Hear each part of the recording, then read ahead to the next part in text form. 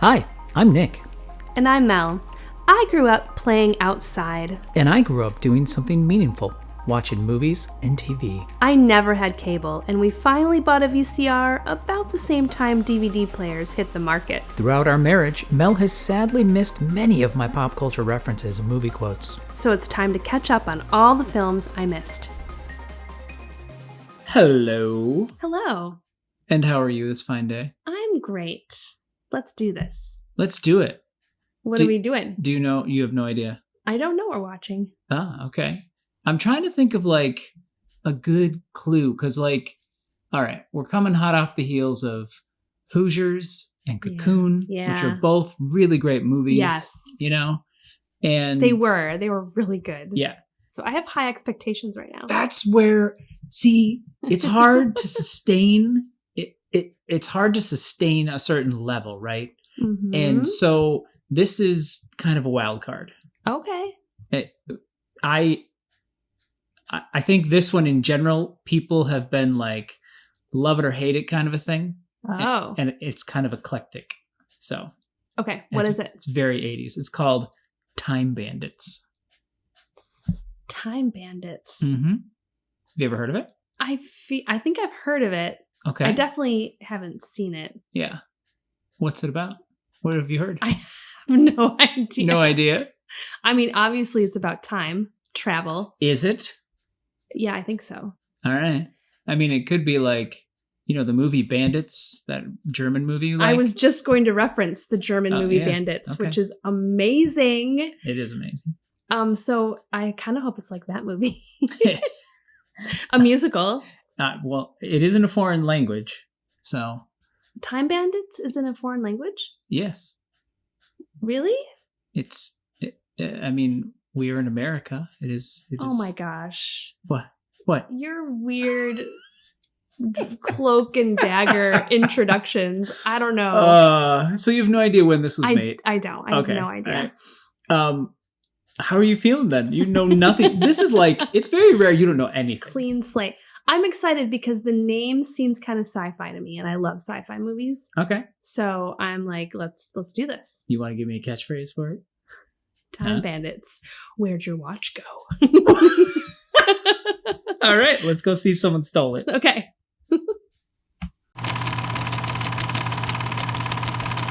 Remember my voice? I do trailers. All kinds of trailers. 23, take 2. One day they'll put me in a film, a proper full-length job. Until then, I'm just stuck with this sort of stuff. Go and see this. Don't miss that. The most terrifying thing you ever saw is coming to babysit for you tonight. All right, cut it there. Look, just read what's on the script, will you? What? The script.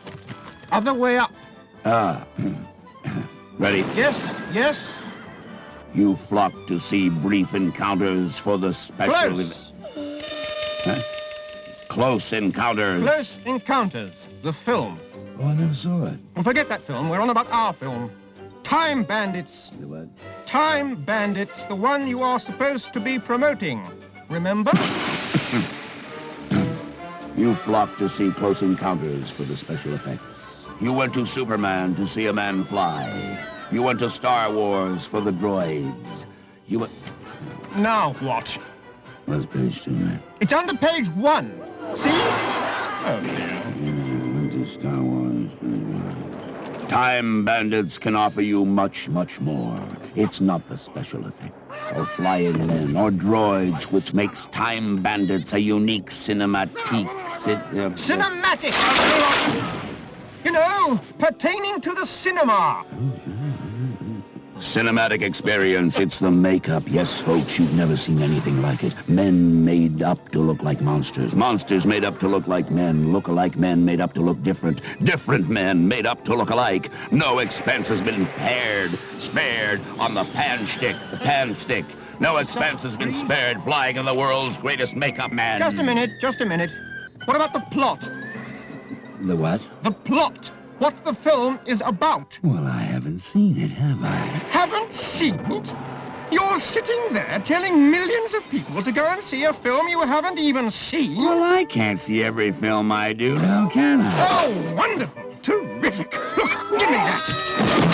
What are you doing? Taking over. You're out.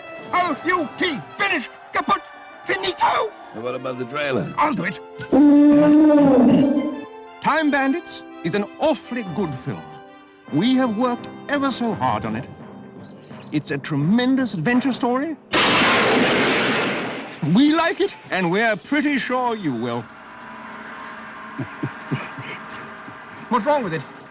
It's direct, punchy, honest. Honest. Honest. Modest. What's that got to do with it?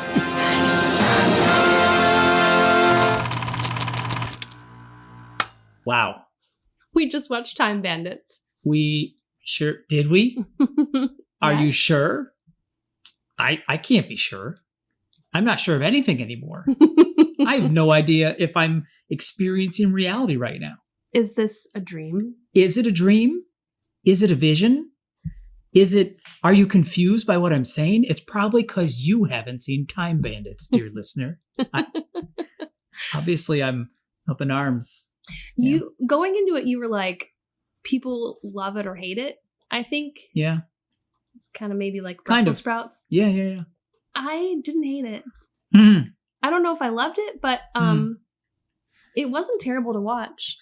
Oh, that's just how every movie wants to be described. It's not terrible to watch. There were a lot of good parts in it, Uh-huh. and I think I'm happy I watched it. You think you're happy you watched it? Mostly I am.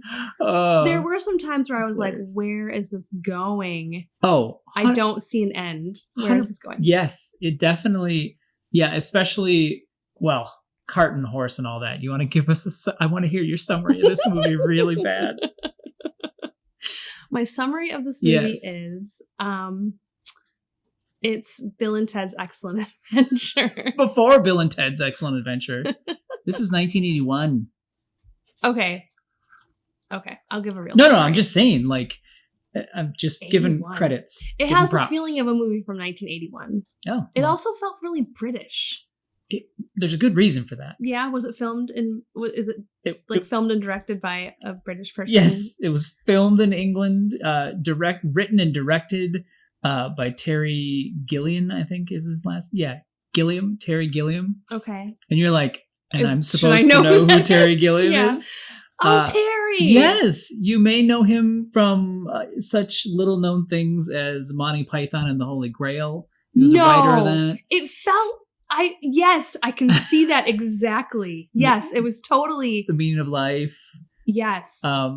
He also, oh my gosh. Everything makes so much more sense now. I wish I had known that going in. He's also the writer of Brazil, the movie Brazil. What? Yeah. You're blowing my mind. I know, and that's funny because the Brazil poster is literally a mind being blown. So, yeah. Okay. Oh, the light is coming on in Is so it? many ways. I know. Yes. Okay. I know. Wow, that makes so much sense. Yeah. So that's how you know him. So, yeah. So I haven't seen Jaws, but I've seen Brazil. You That's- have. So exactly. You went to college. So Right. that's how that happened. Okay, so Time Bandits. Yes. The movie centers around a little boy. Mm-hmm. And it starts off in this futuristic world, and it's a dismal life that he has. His parents are totally self-absorbed. How futuristic is it? I'm going to call you on that. Well, you know what it really His reminded suburban me of? life? That you're talking about the suburban life, right? Yeah. Yeah. They just had lots of gadgets, but go ahead. Yeah, that's the thing. They had lots of gadgets. I felt like it was a 1981 version of the future. Okay. I just was, when you say futuristic, I picture like flying cars and all Oh. that. So Well, back up a little bit. I'm backing up. Future, I'm rewinding. not futuristic. Got it. Okay. Anyway, he's this boy, he's really into history. He has like figurines of different Mhm. things all over his room. Yeah. And one night he goes to bed and there's terrible crashing noise comes from his wardrobe. That's how I knew it was British. Yes. Total Yeah, it reference. comes from the wardrobe. Yeah. And then a man on a horse jumps out of the wardrobe. A knight, right? A knight? Yeah. He was in armor. Yeah. Oh, okay. Rides out of the wardrobe and leaps over the boy's bed. Yeah. And then all of a sudden you see that he's riding off through this like wooded field and The boys in the bed? The boys in the field? bed in the field. It's really trippy. You're like, what? And he's back in his room and it's totally back to normal. So the next night he is waiting for this to happen. He's got his Polaroid ready. Yeah. And a flashlight, and it doesn't happen. The horse doesn't come out. Mm-hmm. Instead, a group of 5, was it 5? I want to say there's 6 or 7 of them. 6 or 7. Which is funny because of like Snow White and the 7 Dwarfs, you know, like, and they're like, to add to the phantasmical, that's not even a word. I like it though. All these, the men are, they're little men, they're dwarfs. Mm-hmm. And it's just so jarring in the movie. Like, you're just so surprised. Yeah. And they pile out of the wardrobe and they end up taking the kid with them. They have stolen a map from the supreme being who's like God. Yeah. And map. He's a big glowing head that floats around chasing them, if I remember right. Yes. Yes, with a big booming voice. Yes. And the map they've stolen from God is the time map. So it shows them all the portals between worlds, between times. Times, yeah. And they've decided that instead of doing their job, which I think they were like kind of like angels where they had to create things, they wanted to go and use this map to just rob all of just go on a stealing binge and like go robbing through the centuries and get like valuables. Which is so hilarious. They were designing plants and shrubs, I think is what they were doing. Yeah. And the fact, I'm like, the first thing I thought when I heard them say that and explain that exposition was like, where are you going to spend them? What are you going to do like with the money? You're going to go back to creation, like the beginning of creation, and have, I don't know, gold or the Mona Lisa or whatever it is. Or maybe they were going to, I mean, I didn't think they were going to do that. I thought they were going to like find a time and like be rich in that time. Yeah, could be. Live high. Live it up. Yeah. That probably makes way more sense. I didn't say my thought was logical or made sense, but anyway. The movie isn't the movie. Yeah. So anyway, the boy gets taken along with them, and he's kind of like now with the burglars, and I think they call themselves thieves, but thieves? just saying, yeah. Okay, that's better. Yeah. So he's with the thieves and or bandits. He's smarter than they are. In a way, he's more observant. Like he sees things that's happening. Yeah. And they like how tall he is. They reference that a couple times. They're like, he's so tall. Yeah. He can do this. He can do that. He can do these other things. And his Polaroid comes with him, which is important for later on. How much film must he have had? Like, I'm just endless amounts of film. He had a man bag before there were man bags. Yeah. I don't remember there being man bags in the 80s, but he had one. I think you'd probably call it a briefcase, but it was definitely a man bag, what you would call a man bag. It was a nice bag. It was and nice. He had his clothes on because he was hoping to go with whatever was happening. Yeah, he was wasn't ready for expecting to go to action. bed. Yeah. So then ensues this like I don't know, romp through history. Yeah, sure. Yeah. And they're also being tracked by a bad guy. He's kind of like the devil of the situation. I don't remember what his name was. I think they called him the evil one. Or the evil one. Like that. So there's the supreme being who wants the map back. Yes. And then there's the evil one who wants the map so he can use it to do bad stuff. He wants to recreate creation. He wants to like do it the way he wants it done. Right. Mm-hmm. And so they keep kind of going, and then he kind of starts chasing them. Yeah. And at the end, there's a showdown between him and the evil one. Yep. And then the supreme being steps in. He does. And kind of takes the situation back under his control. This is the fastest summary you've ever done. You just went through 95% of the movie in that like 10 seconds. It's so wandering. I mean, it's not exact. We can talk about the things that happened during it, but I just wanted to get the general idea out there. No, you got the bookends. That's the bookends. Thank you. And okay, you good? Can I move on to something that fascinated me as a child? Do okay. it. Yeah. So it's really odd. I saw this when I was a kid, which again is how different are the 80s from now? It's like, so different. I was watching never this. Show this to our kids. We would not. It would just scare them. Like anyway, I'm marveling at the fact I loved this movie when I was a kid. It was so. I mean, I think I don't think I'd ever seen dwarves in a film before. So it was like so interesting to see them, and they're so good in the movie. Mm-hmm. One of the guys actually reminds me of my dad. Like he had a beard and hair like my dad, you know? I was thinking that when we were watching that. Yeah. And so it was just, I just really, really liked this movie when I was a kid. I don't remember any of the, like, the ending. We'll get to that in a bit, but as an adult, you're like, what's going on? But as a kid, I don't remember that at all. I remember the map. I remember being fascinated with that map. The map was really cool. And the texture of it, and it was just such a thick map. It was so robust. They keep folding it like fabric. It is more like fabric than paper. Yes, they're folding it, and there's rain, and there's all these different things, and the map just persists, which I guess it would have to, because it's like the map of creation and all that. But anyway, I loved that. All the costumes that they had and all the various period pieces. The sets were crazy. Yeah. The effects were pretty solid too. Some of them in the futuristic evil genius stuff, it got a little. Yeah. I don't know. I don't want to.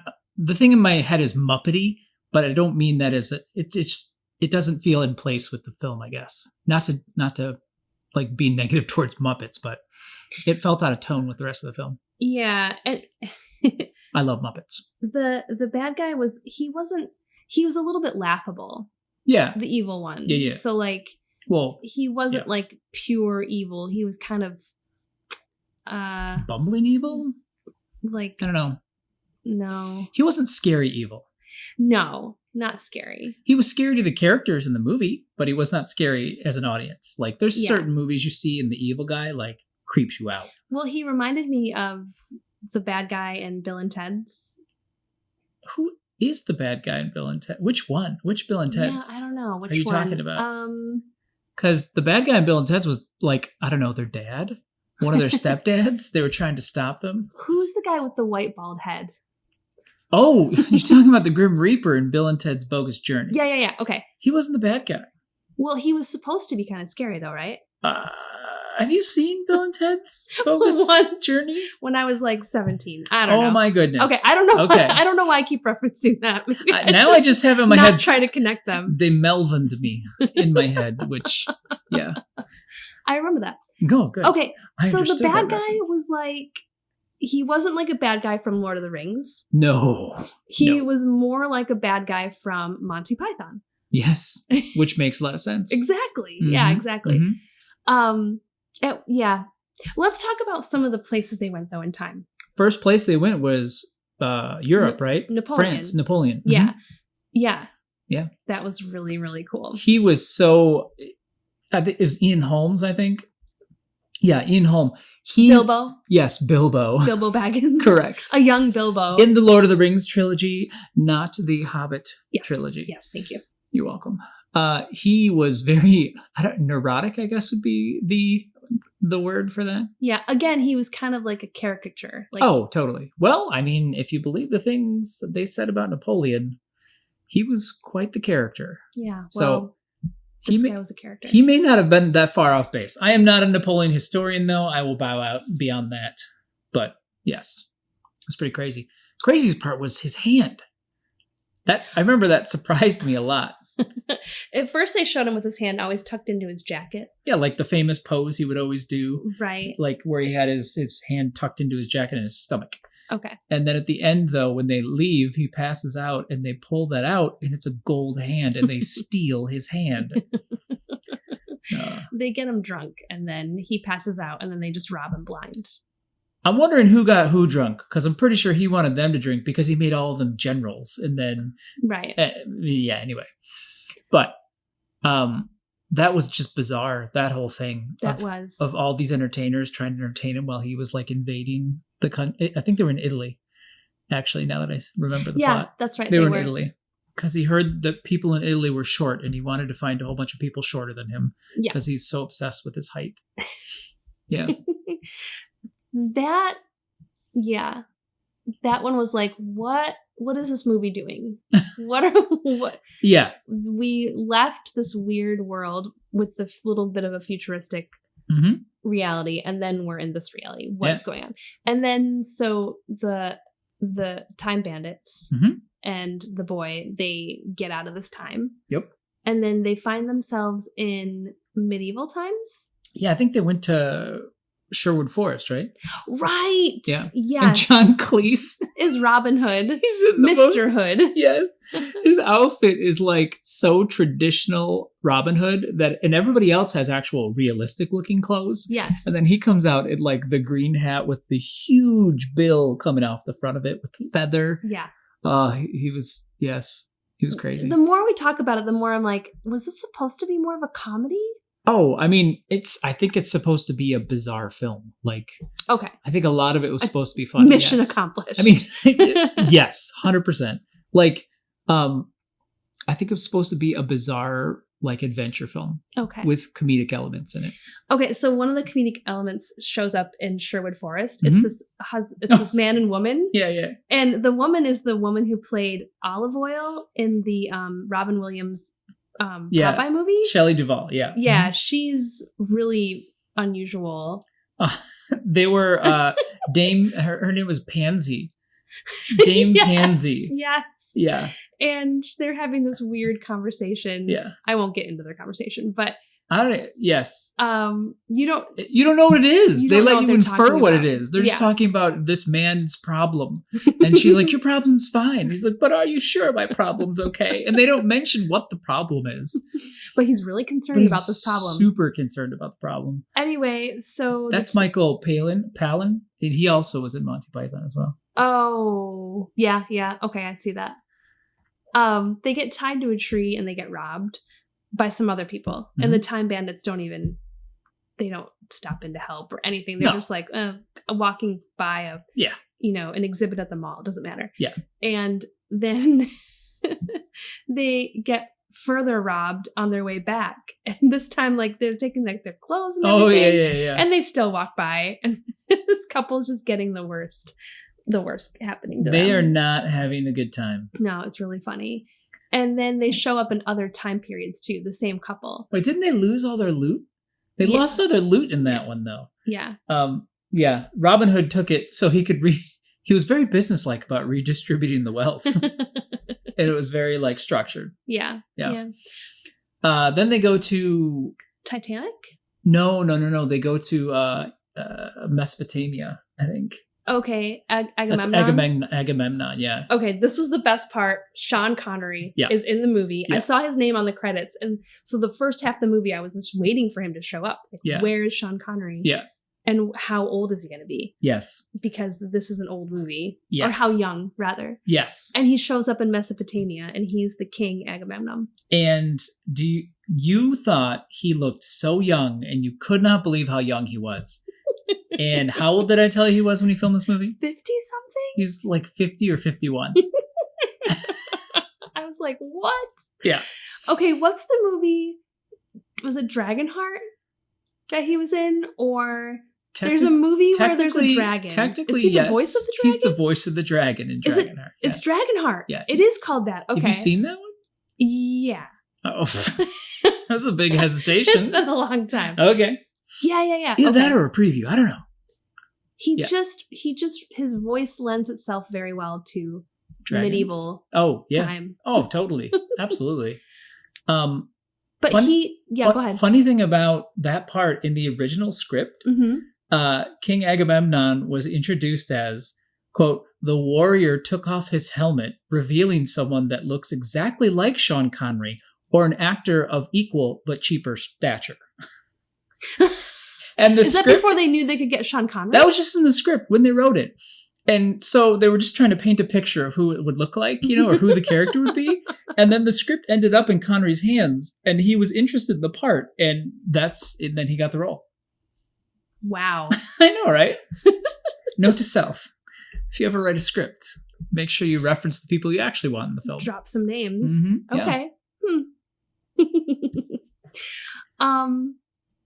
Yeah, so he was King Agamemnon. Yes. And the boy like kind of falls into this fight that he was having. Just him mano a mano. And a minotaur. And yeah.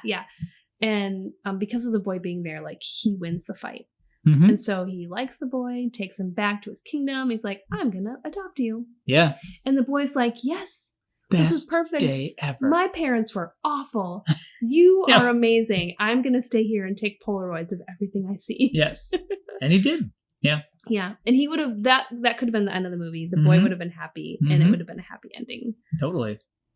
But the Time Bandits were like, we have to save him and keep banditing or stealing. whatever. They wanted to keep, they lost all their gold in the last haul, so they needed to get more. So they stole some from, they stole some from Agamemnon. Yeah. So they actually did this cool, like, I don't know. This is a common thing in movies where they need to get someone out of a situation. So they do this big, look at me production sort of thing. You know what I'm talking about? It's kind of like a big okie doke. Yeah. I was just literally gonna say like the okie doke maneuver where you're like, oh, big flashy distraction. And then they're gone. Yeah. They were like dancing. They did like a circus kind of thing. And then they took the boy with them and then poof, they were gone. They disappeared. Yeah.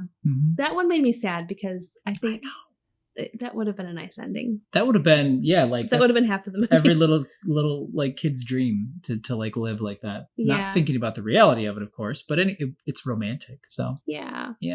Poor little boy. And then they went to the Titanic. Yes, I think so. Yeah. Yes, and that one was did not end well for them. No. Mm-mm. Well, I mean, it ended okay because they didn't die, but yeah. Then they get caught by the evil one. Is that where they get picked up by the evil one? Okay, yeah. And they end up in this cage, this prison, and it's just a cage hanging in like hanging over nothingness. Yeah. And they get out of this by the craziest circus sort of rope thing that left a huge impression on you because you were like, whoa, just wait till you see what happens. The intensity of that whole scene, the premise of being in a cage, like just hanging over nothing, and the way they shot it was really cool. The angles, like it felt like you were just suspended with them, and this giant rope holding you over it, and then they literally start cutting into it to make tiny ropes out of it, and then you see the size of the rope that's left to hold that huge cage, and the way they move in between the cages, like, is so crazy. Like, they, like, jump out, and then they swing one of them, and then he grasps onto the cage, and then they have another person tied to a rope, and they just, like, pendulum to the next one and downward. So crazy. Yeah, it's kind of like an Angry Birds puzzle, the way they figured it out. They did really good, though. They solved it really fast. They did, yeah. That scene, that's definitely one that stuck in my memory, too, from when I was a kid. Did the Minotaur scare you when you were a kid? The Minotaur didn't. I don't remember him scaring me, no. I don't remember being scared, honestly. Oh. Maybe I was so little it was like the age before you're scared. Oh, okay. You know what I mean? Yeah. I don't remember being scared. I remember the map being awesome. I remember the Minotaur. I remember that. And I just remember thinking the armor and stuff the guy was wearing was cool. And then I remember like the tank and the spaceship that they have in the final battle with the bad guy. Yeah. That's the main, and the cage thing we just described. Those are the main things I remember. Well, after they get out of the cage, then where do they go? I didn't remember the Robin Hood sequence at all. That was just a blank spot in my memory. Pretty much with the Napoleon, it's short. Yeah. Yeah. And the Napoleon one would be hard to understand if you were a kid. Because there's, Yeah. But the Robin Hood one is kind of a shorter scene. Yeah. Like, versus the other times they're in. Where did they go after? Which one now? Sorry. After the cage. After they got out of the cage, then they were trapped, I think. Oh, they had to steal the map back. Right. So they were in the evil one's lair. Yep. So they had to find where the evil one was and steal the map back. But things kind of go south there because one of them gets turned into a pig. Yeah. Half pig, man pig, pig man. I don't know the right term. Yeah. Well, yeah. Half pig and then later a full pig. Yeah, full pig. Yeah. And then when he gets turned back into a human, he's like, I was enjoying that. Yes, it was hilarious. So they try to get the map, but they have to split up because they feel like they're not powerful enough. One of them have to go. Well, they want to. First off, like there was some point where they like had the Polaroids and they realized they could get out based on the Polaroids because he took a picture of the map. That was in the cage. Yeah, he had a picture of the map. That was key. Yeah, that was what saved them. Maybe they fell off of because they. That's the weird part is they said, oh, hey, we know where one of the portal things is. But then they get off and get out and then they just go steal the map back. So it's like, why didn't they? There's a little bit of a drop there in the story. Unless I'm misremembering something. There could be portals in my memory that I'm not able to access right now. Okay, but then they split up. Yeah. And I think it was like to go get reinforcements, basically, because they show up with like, historical guys from all over. Yeah. Yeah. It's like a little mashup of like all the fighters from history. Yeah. It's cowboys, which is crazy. That was a weird, trippy one, though. How the evil genius defeats the cowboys. That was so bizarre. It was. It reminded me of Freddy Krueger, actually. Oh, yeah. Yeah, I can see Very Freddy that. Krueger-ish. So he kind of becomes like this carousel. Carnival carousel. Mm-hmm. The cowboys, like, they lassoed him. So there's two cowboys that are holding onto ropes that are around the bad guy. Yep. And you're like, what's going to happen? And then you have no idea that he's going to start playing carnival music. And out of his head is going to come this, I don't know what that was. It was like a giant mechanical arm type thing that had a knife on the end that spun and cut the ropes while it was spinning. Yeah.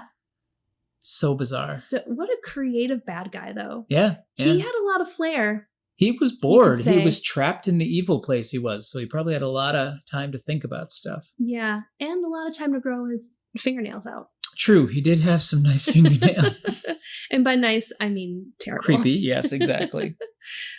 So it looks like they're going to lose because the evil one is too powerful for them. And everything they throw at him. Yeah. And he can just like look at someone and he can zap them with like lightning out of his fingers. Yep.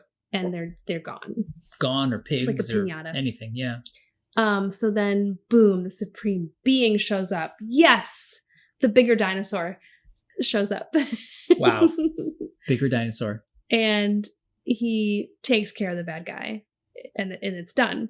And then you're like, what now? Because the Time Bandits are going to be in trouble. Oh yeah, like, they stole from his him. map, Yeah. right? Mm-hmm. What's going to happen? Yep. So he turns into a man. He's like, oh, this is so much better than that big head floating around. I hate that. Mm-hmm. Mm-hmm. And then he just kind of makes it all better. What? I just remembered a scene we completely forgot. Oh no, what? The ogre. The ogre. The ship with the ogre. That was one of the most bizarre parts too. Yeah. It must have been when they came off the Titanic or something. They landed on a ship. Right. Sorry, but that's one of the weirdest parts of the movie. It is. Because they're on a ship and there's an ogre and then his wife. Yes. Who's played by the woman who plays Mona. Yeah. Who's the boss. Yeah. That was so random. Yeah. But then it ends with the ship being a hat of a giant who walks out of the ocean. Yeah. So bizarre. But Monty Python. Mm-hmm. It makes sense when you think about it through that lens, for sure. I'm sorry. I just remembered. I'm good. Supreme Being at the end. Keep going. Sorry. He takes the map back and he forgives them and he just puts them back to where they're going to be. Yeah. He's like, he demotes them 19% of their wages or something like that. Their annual wages. Yeah. Yeah. And they get to go back to making shrubbery. Yep. And that's that. And the boy ends up going home. Okay. Somehow. The ending. Yeah. What is the ending trying to do? So the boy goes back to his home. Yes. And he walks up to his house and his house is on fire and there's like fire engines going there and like his parents, they get out. And he gets taken out. He gets woken up. Oh, right. The smoke wakes house. him up and he hears noises and he coughs and stuff. Yeah. Because there was a piece of evil that was left over because the evil guy was destroyed. Right. There was a piece that was missing. And then he wakes up in smoke. Fireman gets him out. One of the firemen is Sean Connery. Yeah, and he winks at him. Like, okay, so is this all a dream? Mm-hmm. Is this... Who knows what's going on? Yeah, and then... Wait, are you asking me or are you being rhetorical? Asking, You're being me? Oh, well, I mean, I didn't look up all the theories or the rationale or anything, but it seems like a pretty solid, like, there's lots... When you watch the movie, like, the floor of his bedroom has all the characters that you see throughout the film, you know? Right, yeah. So I think my personal theory is just the movie is just dream sequence after dream sequence, like imagination of a boy. It's like it's like Inception before Inception. It's Inception and Bill and Ted's Excellent Adventure had a baby and then they went back in time and made that movie before those movies were made. Whoa. In the UK. Yes. Because there's a dream and a dream and a dream. And then it ends in a dream. but you're never told that it's a dream. Then the biggest mind bender of all happens after you see, well, his parents, they say, oh, the start of the fire was this, and they bring out a toaster oven or whatever. And inside of it is the piece of the evil guy. Yeah. The evil. And the boy's like, don't touch it. It's evil. Don't touch it. And then they touch it. And then what happens? They explode. Poof. And then they're gone. There's like piles of ash and it's smoking. And it's that weird reverse smoke too. But yeah. Yeah. And then everyone's like, oh, our job here is done. Yep. Goodbye. And they pack up and go. And that's when Sean Connery winks at the boy. And then it just pans out on the suburb. Yeah. And then boom, it's over. Which leads to the biggest mindbender thing too, is George Harrison is a producer of this film. Yeah. And the end song he's singing. I somehow suspect strongly there were drugs involved while writing this movie. Just a thought. Okay. I still want answers. I think it's you're not going to get better than my Inception and Bill and Ted had a baby, and go back in time. But then was there ever a boy? Or is there a boy dreaming? Is that a part of the dream? Was there ever a boy? Because if it's a dream and that happens to his parents, then that has to be part of the dream too. Yes, exactly. I think Sean Connery's had a dream about a fire and he ate a chicken wing, or he read a script about a movie where someone described a character that looked like him, and then he had some hot wings after midnight, and then he went to bed, and this movie is everything that happened after that in his dreams. That's my theory. Okay, George Harrison. It was a really good movie, wasn't it? Okay. Little note, I don't know if you noticed, but during the credits when they were rolling, that's all the Polaroid pictures that were taken during the movie. I was still reeling from the ending. I did not take in the credits at all. I was still like, what just happened? And I was trying to figure it out. Well, there's a George Harrison original song playing as well. I noticed. I did notice that. Yes. Yeah. Mm-hmm. Do you want to complain about the ending a little more? I feel like you need to. Do you need any more? You need to get it out? Yes, I need a little bit more because it's kind of cut off. It feels like it was like shortened. Huh? It feels like they got to the end and maybe they didn't have a place to go. They didn't know how to end it for the boy. You know what I mean? Yeah. Because they ended the Time Bandits story with the Supreme Being, and that was all wrapped up rather nicely. Yeah. And then they didn't know what to do with the boy, and they wanted to leave it. I don't know. It feels abrupt and maybe like not totally planned out, or like they ran out of something. Huh. Okay. Maybe they ran out of drugs. They might run out of drugs. Yeah, that could be. Or time periods to go to. I don't know. I feel like the conversation probably went like, oh man, it would be an awesome way to end this movie. You'll just be in there and you'll be like, what is going on? And then George, your voice just comes in. That sounds really good. Oh yeah. So I'm pretty sure that's how it happened. They couldn't let the boy go back to his home, right? If that wouldn't feel fair. So for you him want to have that whole adventure and then to go back to the life with his parents. Well, I guess, but he had to come out on top somehow. And so, right? Wow, maybe that's his subconscious telling him that he didn't want to go back to his normal life, even in his dream. So he decided to nuke his normal life. Nuke it. Because they pulled the evil thing out of the microwave. They did. Yeah. Okay, and it was the 80s, so there's lots of nuking. So we can move on from the ending. I've said my piece. Are you sure? You want to make sure you get all the evil out. I know what happens when you keep the evil in. Right. Okay, so what was your favorite part of the movie? I don't think you actually... I know what your least favorite part of the movie was. There's a couple things I liked. There were some really cool visual effects when, in the very beginning, when the Time Bandits and the boy are in his room and the Supreme Being is there, and they're like, oh no, we have to get away. They start pushing against the wall. Yeah. Because it should just open up and they should be able to go through, but it doesn't. Mm-hmm. The wall just keeps moving. Mm-hmm. And so it's creating this like elongated hallway where the wall is like moving back. Yeah. But the side walls are moving with it. Mm-hmm. It was a really cool and for some reason really British Maybe because of the wallpaper. I think. Yeah. It was a really cool effect. That one was really cool. Nice. I love the effect of the boy being in his bed in the wooded place. I love scenes like that. Yeah. Just all of a sudden, it's just a bed in nature. And it was just totally disorienting. That was really cool. Yeah. Really effective. Yeah, totally. There was another one that I liked too. Another visual effect.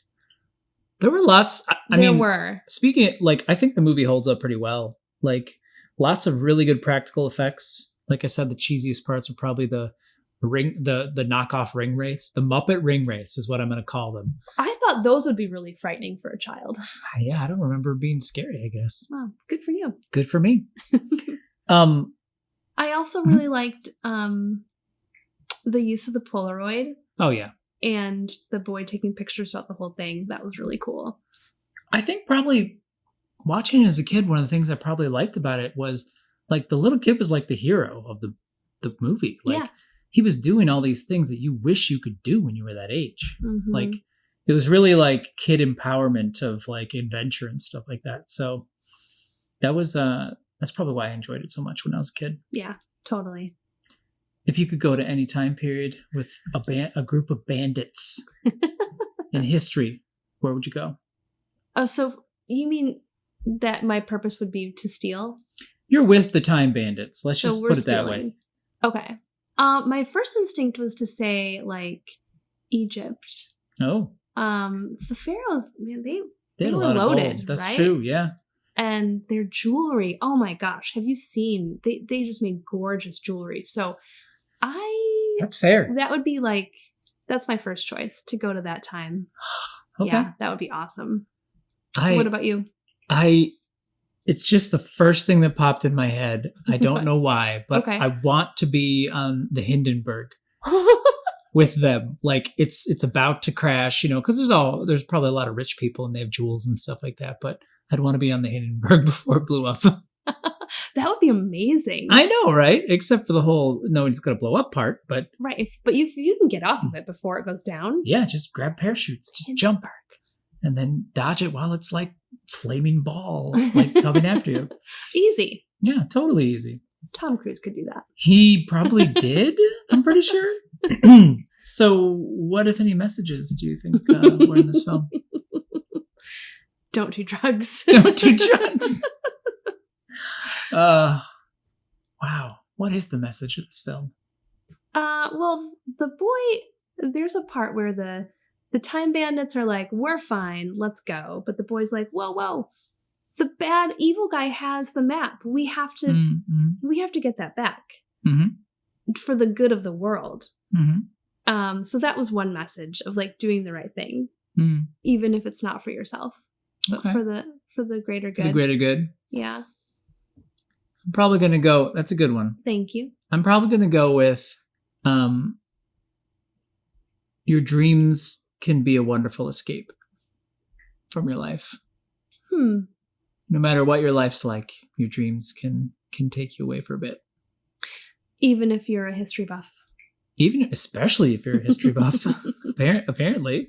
Yeah. As this boy was a history buff. He was a total history buff. Yeah. He loved it. Wow. Other than the fact that I think the only thing we didn't touch on is R2-D2 was in this movie. Yeah, he was one of the Time Bandits. Yes, he was. That's so cool. Yeah. But this was like, wait, where does this fall on the timeline of R2-D2? It's Kenny Baker too, by the way. He has a name. But where does this fall on the timeline of R2-D2? Was this before or after he was R2-D2? That was completely unintentional when I went R2-D2. I kind of sounded like R2-D2 when I said that. It did. Well, Star Wars was a galaxy a long time ago, far, far away. Mm-hmm. So they don't really cover in the movie when they visited. I don't think they went that far back in time to Star Wars. It's not exactly what I meant. Is that what you were asking? No. No. Oh, sorry. Did he make Star Wars before this movie? Oh, Kenny Baker. Yeah. Uh-huh. Yeah. Okay. Yes. Star Wars was 1977. Awesome. Yeah. And if I remember right, Empire was 1981. Which was this movie. Yeah. So he probably would have been making them pretty close to around the same time. Like movies back then took longer, I think, than they do nowadays. Oh no, Empire Strikes Back was 1980. So okay, yeah, so he definitely made Empire, and then he made this. So awesome. He was hot off the heels of Empire. Okay, yeah, this was an interesting movie. Yeah, what do you? I'm looking at this movie as more of I don't know, required viewing. Oh. No, I mean that it was like my homework. I did my homework. Okay. You did do your homework. It was an interesting exercise. And I have this broader understanding of Monty Python guy. And what was the other connection? Monty Python and Brazil? Like Brazil. That was the other movie you'd know. Yeah. Yeah. So I've expanded my knowledge on those connections. Okay, that's cool. You are describing how I felt about a lot of British literature I read in college. I'm like, well, I did that, and I'm glad I did that, but I probably wouldn't have done it had I known. I'm sure it was good for me. But I'm sure it was good for me, and it will serve me at some point. Yeah. Apparently, my British literature served me in watching this as well. So there you go. Woot, woot. Sweet. Well, you want to go look for a portal and get out of here? Yeah. All right, let's go.